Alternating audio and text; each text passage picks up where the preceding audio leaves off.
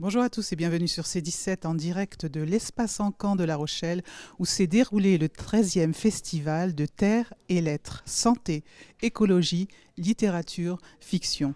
À mes côtés, j'ai Colline Serrault, actrice, réalisatrice, scénariste, engagée depuis de longues dates pour l'écologie. Bonjour Colline. Bonjour. Et à mes côtés aussi, le président de ce festival, Xavier Decateux, président de Terre et Lettres, à l'Espace Encan depuis le 21 septembre. Bonjour. Bonjour. Alors que s'est-il passé durant toutes ces journées? Le festival s'est déroulé sur 4 jours. On a eu mercredi soir une avant-première au Cinéma Dragon avec le film de Marie-Monique Robin, La fabrique des pandémies, qui ouvrait bien la thématique du festival qui était santé et écologie. L'écologie et notre santé. Vendredi, on a fait une journée à l'université avec une masterclass avec des étudiants de la Flash, des étudiants en lettres, avec Corinne Morel-Darleux. Et on a fait une rencontre avec des auteurs de BD et des étudiants à la bibliothèque universitaire. Samedi, on a développé la thématique santé et écologie. Notamment, on a parlé des perturbateurs endocriniens, on a évoqué des personnalités comme Hildegard de Bingen et Rachel Carson, des grandes figures de l'écologie.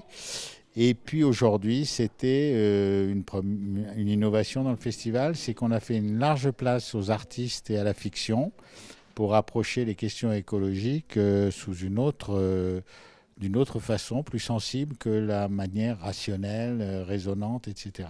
Et c'est dans ce cadre que Corinne nous a fait l'amitié de revenir une nouvelle fois au festival pour faire l'ouverture de cette journée. Colline Serrault, réalisatrice du film La Belle Verte. Oui, oui, entre autres. Oui. Bien sûr, vous êtes là pour ce film-là et pour défendre aussi ce film-là, mais surtout l'écologie. Oui, oui, j'avais fait aussi un film qui s'appelle Solution locale pour un désordre global, que j'ai fait en 2010. Puis j'ai fait La Belle Verte plus tard. Et, non, même avant, j'ai fait La Belle Verte avant. Ouais, ouais. Des fois, je me mélange. Et là, je suis venue, c'est pas la première fois que je viens à Terre et Lettres, que Xavier m'invite.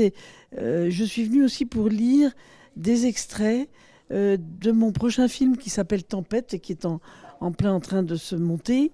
Et donc, j'ai aussi testé, c'est intéressant parce que j'ai testé les réactions du public et apparemment, je crois qu'ils ont pas mal ri. Alors, il y avait plusieurs scènes. Il y avait une scène, une parodie de metteur en scène foireux du théâtre public. Il y avait une parodie, il y avait aussi un texte sur les labos. Et qu'est-ce qu'il y avait aussi? Et une parodie des stages de développement personnel. Et voilà, avec d'autocritique aussi.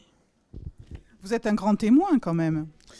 Oh, je sais pas si 1m62, hein, mais je suis témoin comme plein de gens, avec mon métier qui est quand même l'écriture, le rire, la poésie, et la beauté, hein, parce que je fais des choses, j'essaye de faire de belles images. J'essaye de parler du monde, mais il y a plein de gens qui le font aussi. Enfin, on n'est pas les seuls, nous, les cinéastes.